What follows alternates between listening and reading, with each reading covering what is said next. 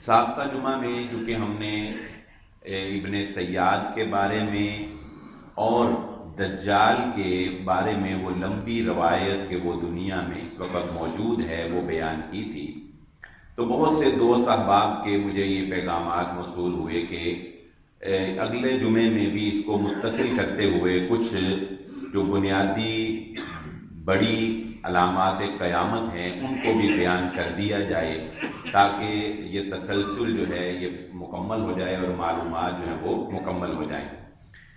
اس کے ساتھ ساتھ آج کے جمعہ میں یعنی ہمارا بنیادی تو انشاءاللہ ہم اس پر ہی گفتگو کریں گے، لیکن دو بنیادی تہوار اسی ویک کے اندر جو ہے وہ گزر رہے ہیں، اس لیے میں یہ چاہوں گا کہ چلتے چلتے ہم آخر میں یا درمیان میں جہاں بھی موقع ملے گا اس پر بھی ہم انشاءاللہ ضرور روشنی ڈالیں گے۔ ان میں سے ایک آج جو ہم جانتے ہیں کہ باوجود حکومتی پابندی کے، عدالتی پابندی کے، یہ قوم جو ہے یہ چھتوں کے اوپر چڑھ کے پتنگ بازی میں مشغول ہے، اور ایک آنے والا تہوار جو محبت کے نام کے اوپر بے حیائی کو فروغ دینا ہے، اور وہ ویلنٹائن ڈے جو کہ اگلی جمعرات اسی یعنی جو نیکسٹ جمعرات آئے گی اس کو 14 فروری کو جو ہے وہ آ رہا ہے، تو ہم اپنی گفتگو میں ان دونوں کے اوپر بھی تھوڑی سی بند و نصائح جو ہے وہ کریں گے۔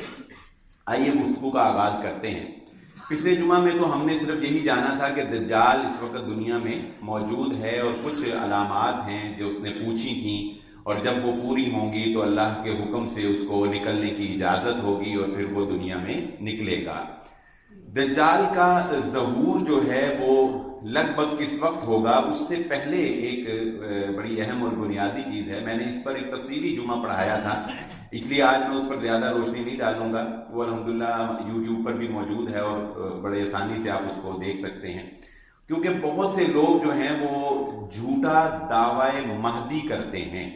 امام مہدی ہونے کا دعویٰ آپ جانتے ہیں اکثر کوئی 2-4 سال بعد یا اب تو بہت جلدی تیزی سے کوئی نہ کوئی کھڑا ہو کے دعویٰ کر دیتا ہے کہ جی میں امام مہدی ہوں، چلو میں امام مہدی ہوں، میرے ہاتھ پہ بیعت کرو۔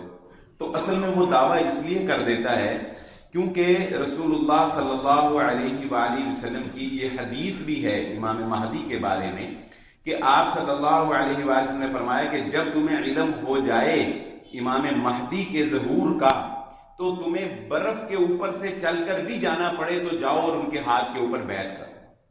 یعنی مسلمانوں کو اللہ کے نبی صلی اللہ علیہ وسلم نے یہ تلقین کی ہے کہ چاہے کتنی مشکل طریقے سے بھی تمہیں ان تک پہنچنا پڑے تو ان تک پہنچ کر ان کی بیعت کرو۔ تو ہر کوئی اٹھتا ہے دعویٰ کر دیتا ہے اور کہ لوگ مسلمانوں کو یہ بیوقوف بنانے کے لیے کہ جوگ در جوگ لوگ ہیں وہ لوگ میرے ہاتھ پر بیعت کریں گے، لیکن یہ بات ذہن نشین رکھ لیں، امام مہدی کو خود سے لوگوں کو ترغیب نہیں دینی پڑے گی کہ میرے ہاتھ پہ بیعت کرو، یا وہ خود لوگوں کو نہیں ابھاریں گے میرے ہاتھ پہ بیعت کرو، بلکہ لوگ ان کو فورس کر کے اور ان کو مجبور کر کے ان کے ہاتھ کے اوپر بیعت کریں۔ اس کا خلاصہ میں آپ کے سامنے گوش گزار کر دیتا ہوں۔ یہ آغاز کہاں سے ہوگا؟ علامات قیامت کبریٰ جو بڑی علامات ہیں ان کا آغاز کہاں سے ہوگا؟ عرب کے اندر ایک نامور خلیفہ کی موت واقع ہو جائے گی، مسلمانوں کی حالت بہت بری ہوگی، شکستہ حال ہوں گے اور کوئی پرسان حال نہیں ہوگا، خوب مار پڑ رہی ہوگی۔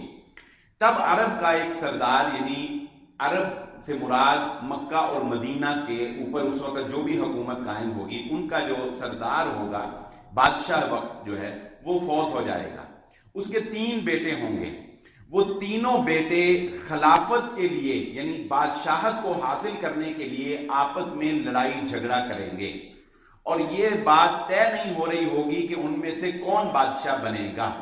لوگ تنگ آ چکے ہوں گے، بیزار ہو چکے ہوں گے، تب لوگ خود سے عوام یہ فیصلہ کرے گی کہ ہمارے درمیان ایک ایسا شخص موجود ہے جو انتہائی متقی اور پرہیزگار ہے، اور اس وقت وہ امام مہدی جو کہ محمد الرسول اللہ صلی اللہ علیہ وآلہ وسلم کے خاندان اہل بیت میں سے ہوں گے، فاطمی نسل میں سے ہوں گے، محمد بن عبداللہ، نبی صلی اللہ علیہ وسلم کے نام پر ان کا نام ہوگا، آپ صلی اللہ علیہ وسلم کے نام پر ان کا نام ہوگا۔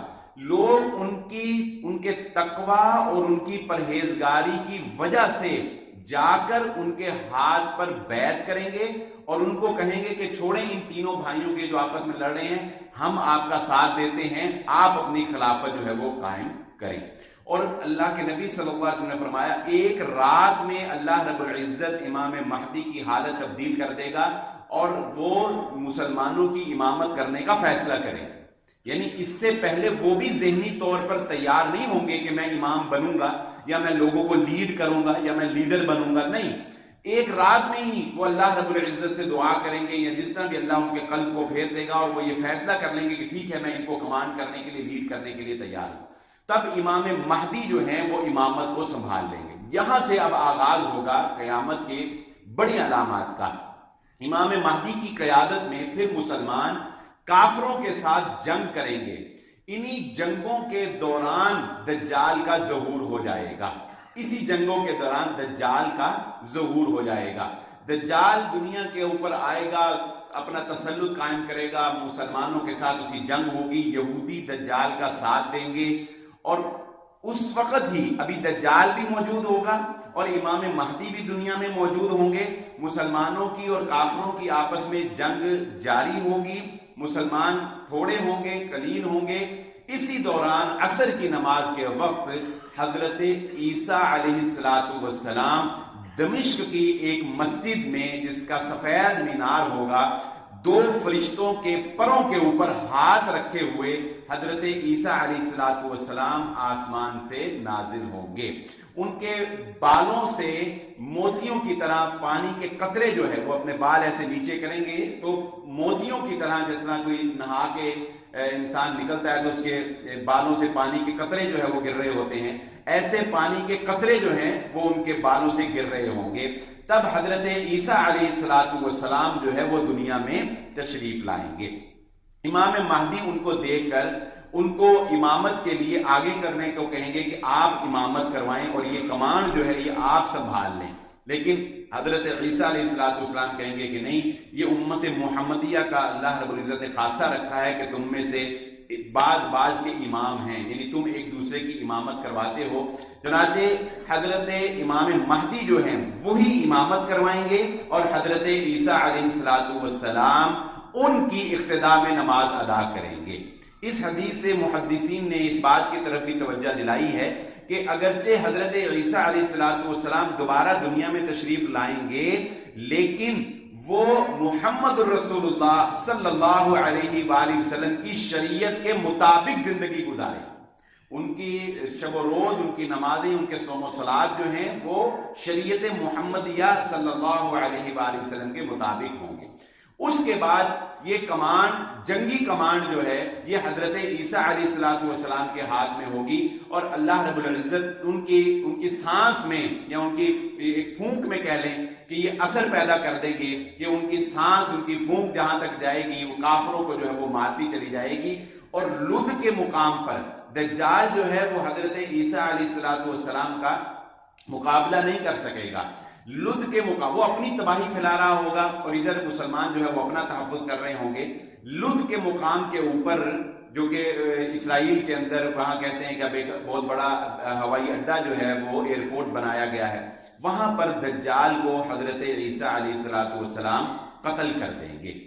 دجال کے خاتمے کے بعد حضرت عیسیٰ علیہ السلام دنیا کے اوپر امن و امان قائم کر دیں گے، زمین اپنا غلہ فراوانی سے دے گی، حتیٰ کہ یہاں تک آتا ہے کہ اتنی برکت ہوگی رزق کے اندر کہ ایک انار جو ہے وہ ایک قبیلے والے جو ہیں کھا لیں تو ان کے لیے کافی ہو جائے گا۔ اور یہ برکت کیا چیز ہے یہ ہمارے آباء و اجداد بھی جانتے ہوں گے کہ جو آج سے 50 سال پہلے روٹی میں، کھانے میں، سالن میں برکت تھی، آج وہ برکت ہمیں نظر نہیں آتی۔ تو وہ برکت کا اتنا عظیم دور ہوگا۔ حضرت عیسیٰ علیہ السلام مسلمانوں کو کمانڈ کریں گے، لوگ مسلمان ہوتے چلے جائیں گے، حتیٰ کہ دنیا کے اوپر یہ وہ وقت ہوگا جب نبی صلی اللہ علیہ وآلہ وسلم کی وہ پیشین گوئی پوری ہوگی کہ آپ صلی اللہ علیہ وسلم نے ارشاد فرمایا ایک وقت آئے گا جب پوری دنیا کے اوپر اسلام قائم ہوگا بعز عزیز و بذل ذلیل، عزت دار کے اعزاز کے ساتھ اور ذلیل کی تذلیل کے ساتھ، یعنی پوری دنیا کے اوپر صرف مسلمان ہوں گے اور کوئی نہیں ہوگا۔ اس کی تصدیق اس حدیث سے بھی ہوتی ہے کہ اللہ کے نبی صلی اللہ علیہ وسلم نے فرمایا کہ حضرت عیسیٰ علیہ السلام جزیے کو ختم کر دیں گے۔ جزیے کو ختم کر دینے سے مراد کیا ہے کہ کوئی غیر مسلم رہے گا ہی نہیں جو جزیہ دے، کوئی غیر مسلم رہے گا ہی نہیں جو کہ جزیہ دے۔ جو یہودی ہوں گے جنہوں نے ساتھ دیا ہوگا دجال کا، وہ تو درخت کے پیچھے بھی چھپا ہوگا یا پتھر کے پیچھے بھی چھپا ہوگا، تو وہ پتھر بھی بول کے بتائے گا اور وہ درخت بھی بول کے بتائے گا کہ یہ میرے پیچھے یہودی چھپا ہے، اس کو جو ہے وہ قتل کیا جائے۔ مسلمان تمام یہودیوں کا خاتمہ کر دیں گے اور تمام کفار کا خاتمہ کر دیں گے، اور دنیا کے اوپر اسلام کا بول بالا ہوگا جو حضرت عیسیٰ علیہ السلام کی قیادت میں ہوگا۔ حضرت عیسیٰ علیہ السلام شادی بھی کریں گے، ان کے ہاں اولاد بھی ہوگی، اور اس کے بعد وہ وفات بھی پائیں گے، مسلمان ان کا جنازہ بھی پڑھیں گے۔ اسی دوران جب حضرت عیسیٰ علیہ السلام دنیا میں امن قائم کر کے اسلام کا بول بالا کر دیں گے، تب وہ وقت آئے گا جو ذوالقرنین نے جب دو قوموں کے آپس میں لڑنے کی وجہ سے، جو سورہ کہف میں ہم تفصیل سے پڑھ چکے ہیں کہ اللہ رب العزت کے حکم سے یاجوج اور ماجوج کے درمیان جو تانبے کو پگھلا کر اس نے ایک دیوار کھڑی کر دی تھی، اس دیوار کے پیچھے وہ یاجوج اور ماجوج کی قوم ہے، وہ اللہ رب العزت نے کس طرح سے ان کو چھپا رکھا ہے، پہاڑوں کے درمیان ہے، کون سے غار میں ہے، یہ آج تک کوئی نہیں جان سکا۔ لیکن چونکہ اس کا ذکر قرآن مجید میں ہے، اس لیے اس پر ایمان لانا ہمارے ایمان کا حصہ ہے، اور صحیح حدیث کے اندر اس کا ذکر ہے کہ رسول اللہ صلی اللہ علیہ وآلہ نے ارشاد فرمایا کہ وہ دیوار کو گراتے رہتے ہیں حتیٰ کہ شام ہو جاتی ہے، اور پھر ان کا بادشاہ کہتا ہے کہ چلو اب چلتے ہیں، کل پھر دوبارہ جو ہے وہ اس کو گرائیں گے، تو اللہ کے حکم سے وہ دیوار دوبارہ بلند ہو جاتی ہے، اور اگلے دن پھر وہ کام جو ہے اسی طرح ان کو کرنا پڑتا ہے۔ بالآخر جب یہ وقت ہوگا، جب حضرت عیسیٰ علیہ السلام دنیا میں موجود ہوں گے، تب پھر وہ وقت آئے گا کہ ان کا بادشاہ جو ہے، وہ جو کمان کر رہا ہے ان کو، وہ ایک دن کہے گا کہ چلو ہم چلتے ہیں اور انشاءاللہ کل ہم اس دیوار کو مکمل گرا دیں گے۔ تب وہ دیوار، وہ انشاءاللہ کا لفظ اپنی زبان سے ادا کر دے گا، اور اگلے دن پھر وہ دیوار اللہ کے حکم سے برابر نہیں ہوگی، اور اگلے دن وہ دیوار کو گرا دے گا۔ دیوار کو گرانے کے بعد وہ دنیا کے اوپر حملہ آور ہو جائیں گے، ادھر وہ دیوار گرا کر دنیا پر حملہ آور ہوں گے، ادھر اللہ رب العزت اپنے نبی حضرت عیسیٰ علیہ السلام کو یہ وحی کے ذریعے سے بتا دیں گے کہ آپ کوہ طور کے اوپر اپنے جتنے بھی ایمان والے، جو بھی مومن لوگ آپ کے ساتھ ہیں، آبادی تھوڑی رہ جائے گی، کیونکہ جنگ بہت بڑی ہوگی، اتنی بڑی جنگ ہوگی کہ ایک پرندہ اڑے گا اور وہ اڑتا چلا جائے گا، جہاں سے وہ اڑے گا وہاں پہ بھی لاشیں ہوں گی، حتیٰ کہ وہ تھک کر جہاں گرے گا تو لاشوں کے اوپر ہی گرے گا، اس قدر تباہی اس سے پہلے ہو چکی ہوگی۔ تو حضرت عیسیٰ علیہ السلام کو یہ حکم ہوگا کہ آپ اپنے ساتھیوں کو لے کر کوہ طور کے اوپر جو ہے وہ چلے جائیں، وہاں پر پناہ لے لیں۔ تو حضرت عیسیٰ علیہ السلام کوہ طور کے اوپر پناہ لیں گے، اور دنیا کے اوپر پھر یاجوج اور ماجوج جو ہے وہ حملہ کر دیں گے، حتیٰ کہ دریاؤں کا پانی وہ پی جائیں گے اور فصلوں کو اجاڑ دیں گے، درختوں کو تباہ کر دیں گے، تمام جانوروں کو مار دیں گے، ہر چیز جو ہے وہ برباد کر دیں گے۔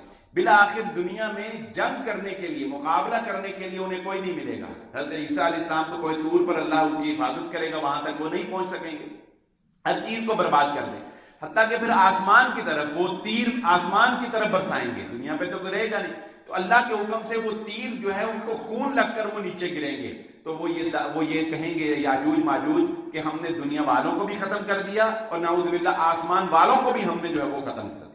تب حضرت عیسیٰ علیہ السلام پھر اللہ رب العزت سے دعا کریں گے، اور اللہ ان کی دعا کو قبول فرمائیں گے، اور یاجوج اور ماجوج کو ایک بیماری، ان کی گردن میں ایک کیڑا جو ہے وہ اللہ رب العزت کے حکم سے پیدا ہوگا، جو کہ اتنی تیزی سے بڑھے گا کہ وہ سارے مرتے چلے جائیں گے۔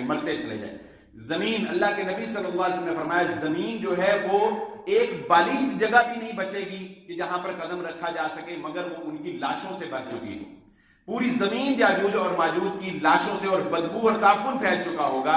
پھر اللہ رب العزت پرندے بھیجے گا، بڑے بڑے پرندے بھیجے گا جو ان کی لاشوں کو اٹھائیں گے اور اللہ کے حکم سے جہاں پھینکنا ہوگا، حدیث میں آتا ہے پھینک دیں گے، کیسے اس کو تلف کریں گے نہیں پتا، کھا جائیں گے، پھینک دیں گے، ان کی لاشیں زمین سے اٹھا لی جائیں گی پرندوں کے ذریعے سے۔ پھر اللہ رب العزت ایک بارش نازل فرمائے گا، وہ بارش جو ہے وہ زمین کو دھو ڈالے گی، اور زمین بالکل صاف ستھری جو ہے وہ ہو جائے گی اور ہریالی جو ہے وہ دوبارہ لوٹ آئے گی. یہ وہ وقت ہوگا جب دنیا کے اوپر مکمل طور پر امن و امان قائم ہو چکا ہوگا. حضرت عیسیٰ علیہ السلام اپنی طبعی موت وفات پائیں گے, مسلمان ان کا جنازہ پڑھائیں گے, اور اس کے بعد حضرت عیسیٰ علیہ السلام کو محمد الرسول اللہ صلی اللہ علیہ وآلہ وسلم کے ساتھ حجرہ عائشہ صدیقہ رضی اللہ تعالی عنہا میں سپرد خاک کر دیا جائے گا. یہاں تک اسلام کا بول بالا ہوگا. اس کے بعد علامات تو ظاہر ہوں گی, لیکن اس کے بعد روٹین سے جیسے کہ نیکی کم ہوتی چلی جاتی ہے, گناہ بڑھتا چلا جاتا ہے, جب تک کہ گناہ کو ختم کرنے کے لیے کوئی بڑی طاقت نہ آ جائے, گناہ نیکی آہستہ آہستہ کم ہوتی چلی جائے گی. نیکی آئی جس طرح آپ دیکھیں حضرت یوسف علیہ السلام جب مصر میں آئے تو نیکی نے پروان چڑھی, توحید پروان چڑھی, شرک ختم ہو گیا. پھر حضرت یوسف علیہ السلام کی وفات کے بعد آہستہ آہستہ دوبارہ قبطیوں کے پاس اقتدار چلا گیا اور فرعونیت جو ہے وہ غالب ہو گئی. بالکل اسی طرح دوبارہ فرعونیت جو ہے وہ غالب ہونا شروع ہو جائے گی, اسلام پست ہونا شروع ہو جائے گا.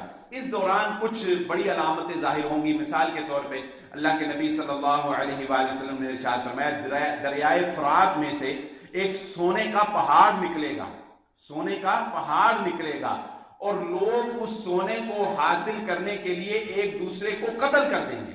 حتیٰ کہ اللہ کے نبی صلی اللہ علیہ وسلم نے فرمایا 99% لوگ جو ہیں وہ ایک دوسرے کو قتل کر دیں گے, اس سونے کے پہاڑ کو کوئی بھی حاصل کرنے میں کامیاب نہیں ہوگا. دولت اور حرص اور طمع جو ہے اس کی خاطر لوگ یہ کام کریں گے. برائی جو ہے وہ بڑھتی چلی جائے گی. پھر ایک ہوا چلے گی, ایک ہوا چلے گی, وہ ہوا مومن آدمیوں کو کی روحوں کو قبض کر لے گی. مومن آدمی جو ہوں گے ان کی روحوں کو اللہ رب العزت ان کے ایمان کو بچانا چاہیں گے, کیونکہ برائی بہت پھیل چکی ہوگی. تو ایک ہوا چلے گی جو مومن آدمی کی روح جو ہے وہ قبض کر لے گی, برائی اور بڑھتی چلی جائے گی. پھر 3 خسوف ہوں گے. خسوف بمانا کہ زمین کے اوپر 3 بڑے پیمانے پر تباہیاں برپا ہوں گی, زمین لوگوں کو اپنے اندر دھنسا دے گی. ایک جزیرۃ العرب کے اندر, عرب میں ایک بہت بڑی تباہی ہوگی اور زمین تمام لوگوں سمیت دھنس جائے گی. اس کے بعد مغرب میں ایک بہت بڑا تباہی کا جو ہے وہ زلزلہ کہہ لیں آئے گا, زمین دھنسے گی, تمام لوگ اس کے اندر چلے جائیں گے. تیسرا مشرق کے اندر یہ 3 خسوف ہوں گے علامات قیامت کے آخر میں, یعنی عیسیٰ علیہ السلام کے بعد بڑے پیمانے پر جو تباہی ہونی ہے, یہ زمین لوگوں سمیت اپنے اندر دھنسا دی جائے گی. پھر برائی اتنی زیادہ ہو جائے گی کہ اللہ کے نبی صلی اللہ علیہ وسلم نے فرمایا جو بزرگ ہوں گے نا, بزرگ, وہ کہیں گے کہ ہم سنتے تھے اپنے بڑوں سے کہ کوئی کلمہ لا الہ الا اللہ بھی ہوا کرتا تھا. علامات قیامت میں سے ایک علامت یہ بھی ہوگی کہ قیامت آنے سے پہلے لوگوں کو اچھائی اور برائی کی پہچان ختم ہو جائے گی. نیکی کو نیکی نہیں سمجھیں گے, گناہ کو گناہ نہیں سمجھیں گے, بلکہ حدیث میں یہاں تک آتا ہے کہ اللہ کے نبی صلی اللہ علیہ وسلم نے فرمایا زنا اس طرح عام ہو جائے گا کہ جس طرح جانور سڑکوں کے اوپر زنا جو ہے وہ فعل کرتے ہیں, اس طرح انسان جو ہے وہ سڑکوں کے اوپر راہ چلتے زنا کریں گے. اور ان میں سے وہ آدمی بڑا نیک ہوگا جو عام کسی کو زنا کرتا دیکھ کر یہ کہے گا کہ یار اس کو تھوڑا دیوار کے پیچھے ہی کر لیتا, اس کو تھوڑا یہ باڑ کے پیچھے, درخت کے پیچھے ہی چلا جاتا.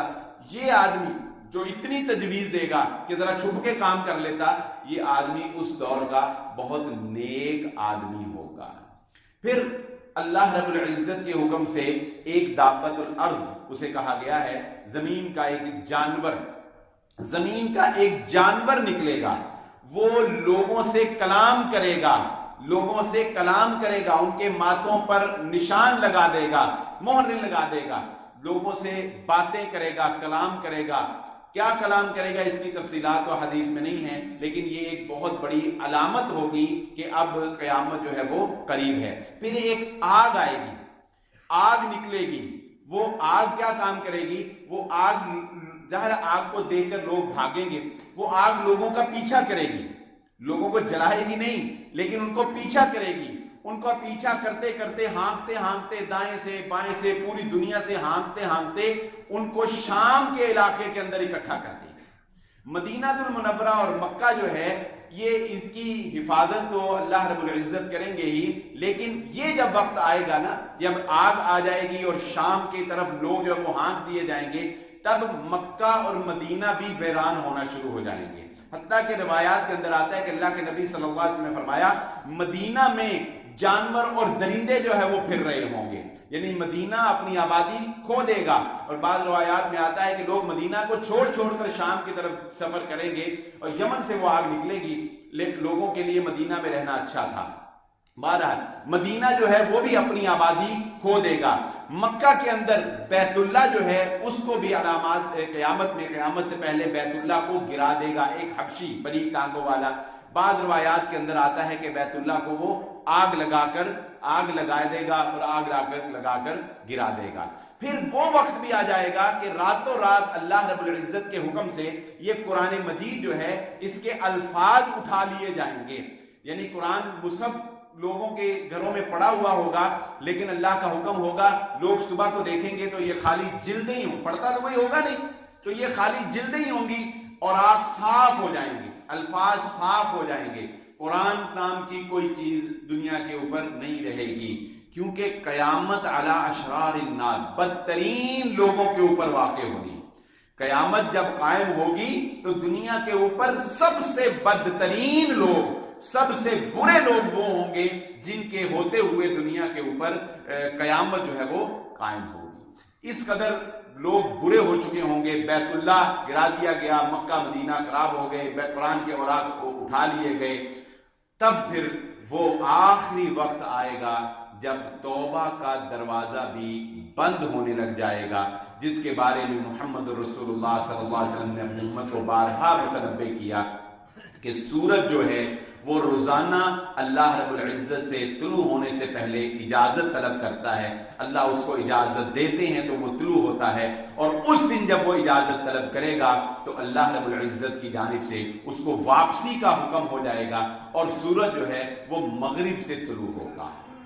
سورج کا چکر جو ہے وہ الٹا ہو جائے گا، سورج مغرب سے طلوع ہوگا، لوگ دیکھ کے حیران ہوں گے، پکاریں گے، رات بڑی لمبی ہوگی، لوگ دیکھیں گے رات صبح ہی نہیں ہو رہی، اور صبح جب سورج مغرب سے طلوع ہوگا لوگ حیران ہوں گے، پریشان ہوں گے، چیخو پکار کریں گے، لیکن اس وقت کوئی فریاد سننے والا موجود نہیں ہوگا۔ اور پھر قیامت کا اعلان کہاں سے آغاز ہوگا؟ ان زلزلۃ الساعہ، قیامت کا زلزلہ بڑی خوفناک چیز ہے، یوم ترونھا تذہل کل مرضعۃ عما ارضعت وتضع کل ذات حمل حملها، جب اے نبی صلی اللہ علیہ وسلم آپ دیکھیں گے کہ حاملہ کے حمل ضائع ہو جائیں گے، اور تو دیکھے گا وتری الناس سکارا، دودھ پلانے والی عورت اپنی بچے کو پھینک دے گی، اور تجھے لگے گا کہ لوگ نشے کے اندر ہیں، لیکن وہ نشہ نہیں ہوگا، تیرے رب کی پکڑ بڑی سخت ہوگی۔ اس کا آغاز اس فرشتے کے حکم سے کو حکم دیے جانے سے ہوگا جس کا نام ہم اسرافیل کے نام سے جانتے ہیں، اور اللہ کے نبی صلی اللہ علیہ وسلم نے فرمایا کہ وہ اپنے ایک گھٹنے کو زمین پہ لگا کر، جیسے آپ نے دیکھا ہوگا جب یہ دوڑ لگتی ہے، یہ اولمپکس میں دوڑنے کے لیے کھلاڑی ایسے کھڑے ہوتے ہیں، تو آپ نے دیکھا ہوگا وہ اپنا پچھلا پاؤں ایسے پیچھے رکھ کے اور گھٹنے کو نیچے لگا کے ایسے پاؤں آگے رکھ کے کھڑے ہوتے ہیں تاکہ تیزی سے وہ جمپ لے کر آگے کو دوڑے۔ تو اللہ کے نبی صلی اللہ علیہ وسلم نے فرمایا کہ وہ اپنے ایک گھٹنے کو ایسے نیچے رکھ کر اور یہ ٹانگ ایسے رکھ کر اور ایسے سور کے اندر اپنے وہ سور کو اپنے منہ میں رکھ کے منتظر بیٹھا ہے کب اس کا حکم ہوگا اور وہ سور کے اندر پھونک دے گا۔ پھر جب سورج مغرب سے نکل آئے گا، لوگوں کی چیخ و پکار ہوگی، توبہ کا دروازہ بند ہو چکا ہوگا، پھر اللہ رب العزت کے حکم سے اسرافیل فرشتہ جو ہے جو تیار بیٹھا ہے اس کے حکم کے منتظر، وہ سور کے اندر پھونک دے گا۔ جب سور کے اندر پھونکا جائے گا تو پوری کائنات کے اوپر پھر تباہی برپا ہو جائے گی، پوری کائنات کا نظام جو ہے وہ درم برم ہو جائے گا، تب یہ زمین چٹیل میدان ہو جائے گی، اس زمین کے اوپر ہر چیز فنا ہو جائے گی، ہر چیز ختم ہو جائے گی، اور پھر دوبارہ سور کے اندر پھونکا جائے گا تو پھر وہ یہ آیت جو میں نے آپ کے سامنے پڑھی، وَأَنَّ اللَّهَ يَبْعَثُ مَن فِي الْقُبُورِ، پھر ہر چیز اپنے قبروں سے نکلے گی، پھر وہ وقت ہوگا کہ ہر چیز کو حکم ہوگا وہ قبروں سے نکل کر اپنے رب العالمین کی طرف جو ہے وہ دوڑنا شروع ہو جائیں گے۔ یہ وہ وقت ہوگا جب قیامت برپا ہو چکی ہوگی، مالک یوم الدین، یہ یوم الدین قائم ہو چکا ہوگا اور تیرے رب کے روبرو سارے صف آرا ہو کر پیش ہو چکے ہوں گے۔ یہ اختصار کے ساتھ آپ کے گوش گزار وہ علامات قیامت کبریٰ جن پر ان تمام باتوں پر ایمان لانا ہمارے لیے ضروری ہے کہ ایسا ہوگا۔ کیوں؟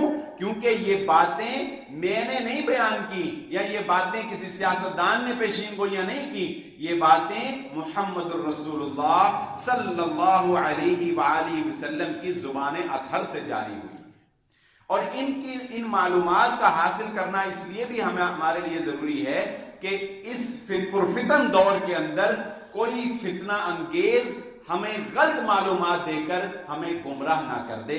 جیسا کہ میں نے کہا کہ بہت سے لوگوں نے مہدی ہونے کا دعویٰ کیا اور طرح طرح کے معاملات لوگوں کے سامنے پیش کر کر لوگوں کو گمراہ کیا، اور ہمیں ڈرنا بھی چاہیے، ہمیں ڈرنا بھی چاہیے کہ قیامت کے قریب جو معاملات ہوں گے وہ تو ہم آج دیکھ رہے ہیں۔ قیامت کے قریب لوگوں میں نیکی کا فرق، برائی کا فرق ختم ہو جائے گا۔ ہم تو آج دیکھ رہے ہیں کہ لوگوں میں آج نیکی اور برائی کا فرق لوگ مٹائے بیٹھے ہیں۔ لوگوں کو نیکی کا پتہ نہیں ہے، برائی کا پتہ نہیں۔ لوگ سود کو اور کاروبار کو ایک ہی سمجھ کے کر لیتے ہیں۔ پتہ ہی کرتے ہیں کہ نہیں کرتے؟ لوگ جب کاروبار کرتے ہیں سود میں اور حلال اور حرام میں کوئی تمیز کرتے نہیں کرتے، جھوٹ میں اور سچ میں کوئی تمیز کرتے نہیں کرتے، جھوٹی گواہی میں اور سچ بولنے میں کوئی تمیز کرتے نہیں کرتے، لوگ نہیں تمیز کرتے۔ بوتل میں اور شراب میں اب کوئی تمیز نہیں کرتا، بوتل میں اور شراب میں اب کوئی تمیز نہیں رہ گئی ہے، اب گرل فرینڈ اور بیوی میں کوئی تمیز نہیں رہ گئی ہے، لوگ ایک کرتے چلے جا رہے ہیں، نیکی اور بدی کو ایک کرتے چلے جا رہے ہیں۔ دنیا کے اوپر بدترین لوگوں کے اوپر قیامت قائم ہوگی۔ ہمیں افسوس سے یہ بات ماننی چاہیے کہ ہم جس دور سے گزر رہے ہیں یہ بھی کوئی انسانیت کا اچھا دور نہیں ہے، بلکہ اکثر لوگ وہ ہیں جو بدترین حالت کے اندر اس وقت موجود ہیں۔ ہم تو بڑی تیزی کے ساتھ قیامت کی طرف جا رہے ہیں، اور پھر جیسا کہ میں نے کہا تھا کہ میں اس پر ضرور آپ کی توجہ دلاؤں گا کہ ہم تو اپنے دیکھیں ہم کتنے ظالم ہیں، اپنی جان کے ہم کیسے دشمن ہیں۔ جب یہ عقل پر پردے پڑتے ہیں نا تو انسان کبھی آپ تاریخ کے واقعات پڑھتے ہیں تو ہم سوچتے ہیں یار وہ لوگ اتنے ضدی تھے، وہ لوگ اتنے ہی ہٹ درم تھے، وہ لوگ اتنے ہی ظالم تھے کہ عذاب کو آتا دیکھ کر بھی جو ہے وہ ان کے اوپر کوئی جونی رینگی ٹس سے مس نہیں ہوئے۔ میں کہتا ہوں یہ آپ اندازہ لگائیں، یہ پتنگ بازی جو ہے یہ اپنے اوپر ظلم نہیں ہے تو اور کیا ہے آپ بتائیں۔ جس چھت کے اوپر آپ کا بچہ کھڑا ہو کر کیمیکل کی ڈور سے گڈی اڑا رہا ہے، پتنگ اڑا رہا ہے، اس سے بڑا ظالم ہی کوئی نہیں ہے کہ وہ چھریاں ہوا میں پھینک رہا ہے۔ آگے تو کسی کی قسمت ہے، کسی کو پھرے یا نہ پھرے، کسی کے بچے کو بھی پھر سکتی ہے نا، آپ کے اپنے بچے کو بھی پھر سکتی۔ میں نے کہا تھا پتنگ بازی پہلے صرف انٹرٹینمنٹ تھی، پتنگ بازی پہلے صرف ایک انٹرٹینمنٹ تھی، چلو انٹرٹینمنٹ کی حد تک تو اس کی اتنی کباہت نہیں تھی۔ یہ پتنگ بازی اب انٹرٹینمنٹ نہیں ہے بھائی، یہ تو جانی دشمنی کا کھیل بن چکا ہے، یہ جان لیوا کھیل بن چکا ہے، یہ جان لیوا انٹرٹینمنٹ بن چکی ہے۔ خدا را اپنے بچوں کو سمجھائیں یہ بات کہ یہ کیمیکل تمہاری جان کی دشمن ہے، نہ چھتوں کے اوپر چڑھو۔ ہم حکومت کا شکوہ کرتے ہیں، حکومت ایسی ہے، پہلے لوٹ گئے تھے اب والے لوٹ رہے ہیں، آ کے لوٹیں گے، ہمیشہ برے ٹکرے ہیں، یہ ایسے ہیں، یہ نااہل ہیں، یہ وہ ہیں، یہ فلاں ہیں۔ یہ ٹھیک ہے شکوے شکایتیں اپنی جگہ، لیکن ذرا اپنے گریبانوں میں بھی تو جھانک کر دیکھیں۔ حکومتی پابندی کے باوجود، عدالتی پابندی کے باوجود ہمارے گھروں کے چھتوں کے اوپر بچے کیمیکل سے گڈیاں اڑا رہے ہیں کہ نہیں اڑا رہے؟ پولیس والے اریسٹ کر رہے ہیں، کتنے کو وہ اریسٹ کر لیں گے؟ ٹھیک ہے ہر محکمے کے اندر قباحتیں صحیح، لیکن ہم بھی کوئی اچھا رول پلے نہیں کر رہے ہیں۔ بحیثیت عوام ہمارا رول، بحیثیت باپ، بحیثیت بڑا بھائی، یا کسی بھی حیثیت میں جہاں ہمارا کنٹرول ہے، ہم بھی کوئی اچھا رول پلے نہیں کر رہے ہیں۔ یہ ہر جگہ کے اوپر یقین کریں، موٹر سائیکل کے اوپر نکلتے ہوئے ڈر لگتا ہے، نکلتے میرے ساتھ وہ کچھ سالوں پہلے وہ بھائی آتے ہوتے تھے ابوبکر صاحب، ان کے یہاں گردن کے اوپر ڈور پھری تھی. میرے خود ایک دفعہ میں یہ نشاط آباد کے پل سے جا رہا، میرے یہاں بازو کے اوپر اتنی تیز کہ میری جیکٹ کاٹ کر میرے بازو کے اوپر وہ پھری، یہاں پر وہ ڈور پھری. کیا کر رہے ہیں ہم لوگ؟ اپنے اوپر ظلم کر رہے ہیں. جو خود اپنے اوپر ظلم کرتا ہے اللہ بھی اس پر رحم نہیں کرتا. جس کو اپنے اوپر خود رحم نہیں آتا، جس کو خود اپنی حالت کا خیال نہیں ہوتا، اللہ بھی اس کے اوپر رحم نہیں کرتا. یہ جو ہم نے ابھی علامات قیامت پڑھی کہ یہ اوراق سے قرآن کے الفاظ اٹھا لیے جائیں گے اور نیک روحوں کو اخذ کر لیا جائے، کیوں ہوگا ایسا؟ اس لیے کہ کوئی پڑھنے والا ہی نہیں رہے گا، کسی کو قرآن کی قدر ہی نہیں رہے گی. تو اللہ تعالیٰ کہیں گے نہ قدروں کے پاس میں نے اپنے کلام کو چھوڑنا ہے. اللہ تعالیٰ اپنے کلام کو اٹھا لے. نہ قدروں کو اللہ رب العزت کبھی بھی قدر کی نگاہ سے نہیں دیکھتا. حضرت ابراہیم علیہ السلام کے پاس جب فرشتے آئے قوم لوط کے اوپر عذاب کا کی پیشون گوئی لے کر آئے، تو حضرت ابراہیم علیہ السلام حلیم تھے نا، حلیم طبع تھے. تو اللہ رب العزت سے یہ سفارش کے انداز میں کہنے لگے کہ اللہ ان کے درمیان تیرا نبی بھی موجود ہے. کہنے کا مقصد یہ تھا کہ اس قوم میں تو تیرا نبی بھی موجود ہے، ان کے اوپر عذاب نازل نہ کر. تو اللہ رب العزت نے حضرت ابراہیم علیہ السلام کو جو بات سمجھائی نا ان قوم لوط کے بارے میں، وہ پتہ کیا کہ اللہ رب العزت فرماتے ہیں کہ جو لوگ خود گندے ہوں، جو خود برے ہوں، اللہ کبھی بھی ان کو پاک نہیں کیا کرتا ہے. جو خود ذلت کو پسند کرتے ہوں، جو خود بے حیائی کو پسند کرتے ہوں، اللہ رب العزت زبردستی ان کو ہدایت نہیں دیا کرتا. یہ ایک طوفان بدتمیزی آج ہم دیکھ رہے ہیں، ایک ہم کچھ دنوں کے بعد دیکھ لیں گے جو 14 فروری کے اوپر محبت کے نام کے اوپر، ویلنٹائن ڈے کے اوپر. اور میں حیران ہو گیا، اللہ کی قسم میں آپ سے کیا کیا شیئر کروں. ایسے ایسے لوگ اس میڈیا کے فتنے نے، ان ڈراموں نے، ان فیس بکوں نے، ایسے ایسے اس ہفتے کے اندر، اس ہفتے میں میرے پاس 2 طلاق کے کیس آئے، 2 طلاق کے کیس. میں سن کے حیران ہو گیا کہ یہ بھی ممکن ہے کہ ایسے بندوں کے گھر میں فساد برپا ہو سکتا ہے. میں نے اس سے کہا، میں کہ یار تو اپنی بیوی کا بڑا فرما بردار تھا، تو اس کے آگے بولتا بھی نہیں تھا. پھر کہتا ہے جی بس وہ خلا لینا چاہتی. وجہ کیا ہے؟ ان ڈراموں نے، ان فلموں نے. کہتا ہے اس کی حسرتیں پوری نہیں ہوتی، اس کی خواہشات پوری نہیں ہوتی. حالانکہ بہترین زندگی گزارنے والے، ہر طرح کی 1,00,000 1.5 لاکھ روپے ماہانہ آمدن. اور ایک ایسا میرے سامنے معاملہ آ گیا کہ رونگٹے کھڑے ہو جائیں. اللہ کی قسم، ہم کس معاشرے میں زندگی گزار رہے ہیں؟ خدا یہ بے حیائی کا راستہ اختیار نہ کریں، یہ اجاڑ کے رکھ دے گا آپ کے گھروں کو، یہ برباد کر کے رکھ دے گا آپ کے گھروں کو. آج سے میں ایک اسکالر ہیں، بزرگ ہیں، میں ان کا اسی کے اوپر ڈیبیٹ سن رہا تھا. تو وہ پتہ کیا کہتے ہیں؟ وہ کہنے لگے کہ آج سے 10 سال پہلے ہمارے پاس شکایتیں آتی تھیں. وہ بہت بڑے کالج کے ڈین بھی ہیں، نام میرے ذہن میں نہیں. وہ کہتے ہیں کہ آج سے 10 سال پہلے نا ہمارے پاس شکایتیں آتی تھیں کہ لڑکے جو ہیں وہ تنگ کرتے تھے ماں باپ کو. لڑکے کوئی چوک میں کھڑا ہو رہا، جی کسی جی میرے بچے نے سگریٹ پینا شروع کرتا، او جی میرا بچہ ون ویلنگ کرتا، او جی میرے بچے نے فلان چھیڑتا. اس طرح کی لڑکوں کی شکایت. وہ کہتے ہیں کہ المیہ یہ ہے، افسوس یہ ہے کہ گزشتہ 5-10 سالوں سے ہمیں لڑکیوں کی شکایات آ رہی ہیں. لڑکیاں اپنے ماں باپ کے خاندان کی عزتوں کو پامال کرنے کا باعث بن رہی ہیں. ہم کس طرف جا رہے ہیں؟ یہ ویلنٹائن ڈے کے نام کے اوپر یہ پھول بانٹنا، یہ اظہار محبت کرنا، یہ پیلا پھول دیں گے تو دوستی کا اظہار ہوگا، یہ ریڈ روز دیں گے تو محبت کا اظہار ہوگا. مجھے پتا نہیں تھا، میری شادی 14 فروری کو ہوئی، ہمیں پتا نہیں تھا. وہ جب ہم جانے لگے تو گاڑی گوڑی ہم نے کوئی نہیں سجائی تھی. تو میرے ماموں کہنے لگے یار گڈی گڈی کوئی سجائی نہیں، چلو کوئی 2-4 پھول ہی لے لئیے. اور جب اس سے پھول کا پوچھا تو وہ کہتا جی ایک گلاب 200 روپے کا. اور میں پھر پتا لگا وہ کیوں، کہتا جی آج ویلنٹائن ڈے ہے. اور پھر مجھے پتا لگا وہ میری شادی تو آج ویلنٹائن ڈے کو ہوئی 14 فروری. یعنی یہ ہماری قوم کا حال ہے. ہر بندہ کمائی. اب آپ دیکھیں کمائی کے لیے، اب میں نے جیسے ایک جمعہ پڑھایا تھا نا، اس میں نے بتایا تھا کہ حلال کمانے والے اپنی تھوڑی سی غلطی کی بنیاد پر اپنے رزق کو حرام کر لیتے. اب حلال کمانے والے کیا کریں گے؟ اس ویلنٹائن ڈے کے اوپر لال رنگ کے دل بنے غبارے اپنی دکان کے باہر لگا لیں گے. بتائیں لگائیں گے کہ نہیں لگائیں؟ کیوں بھائی؟ یہ بتانے کے لیے کہ تم بھی ویلنٹائن کا حصہ ہو، تم بھی ویلنٹائن ڈے کا حصہ ہو. اپنی حلال کمائی کو کیوں حرام کر رہے ہو؟ کوئی اپنی دکان کے باہر گلاب کے پھولوں کا سٹال لگا لے گا، کہ جی ایک دن میں کو چلو 8-10 ہزار روپیہ کما لیں. طریقے سے ریڈ کلر کی شرٹیں بنا دیں گے. یہ ہمارے گارمنٹس والے ریڈ شرٹیں جو ہیں وہ پروموٹ کرنا شروع کر دیں گے. یہ سب کچھ کریں گے. کیا کریں گے؟ اپنے تھوڑی سی کمائی کے لیے، جو کہ پہلے ہی اللہ حلال طریقے سے بڑی اچھی دے رہا ہے، لیکن راس نہیں آتا حلال، کہتے ہیں جان بوجھ کر لالچ کر کے حرام اس میں ضرور شامل کر لیں. تو پھر وہ وقت بھی اللہ رب العزت قوموں کے اوپر لے آتے ہیں جب قومیں اچھا بننا چاہتی ہیں، لیکن اللہ رب العزت ان سے مواقعوں کو سلب کر لیتا ہے. پھر اللہ رب العزت مواقع ان کو نہیں دیا کرتا. تو آج کی اس گفتگو کا لب لباب اور خلاصہ جو ہے وہ آپ کے گوش گزار کر دیتا ہوں. سب سے پہلے ہم نے علامات قیامت کبریٰ جو ہے وہ بیان کی اور سنی. ہمیں اپنے آنے والی نسلوں کو اور بچوں کو یہ علامات ضرور بتانی چاہیے، کیونکہ یہ ہمارے ایمان کا حصہ ہے، اور اس لیے بھی کہ تاکہ وہ لوگ جو کہ مس گائیڈ کر کے اور غلط رہنمائی کر کے گمراہ کر دیتے ہیں، ان کے فطرے سے بھی ہم بچ سکیں.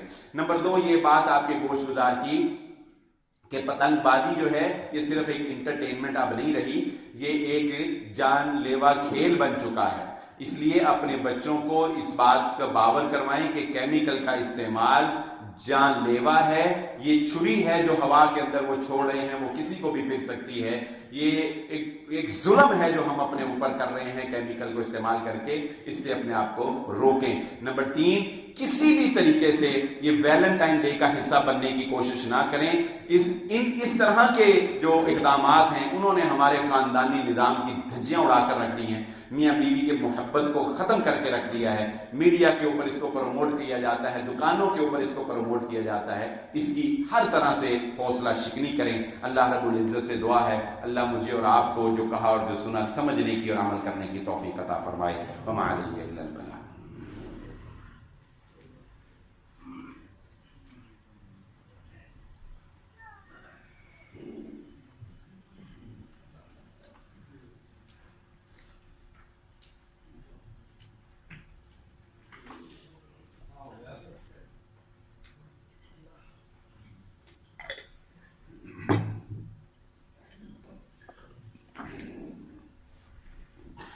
الحمد للہ نحمده ونستعینہ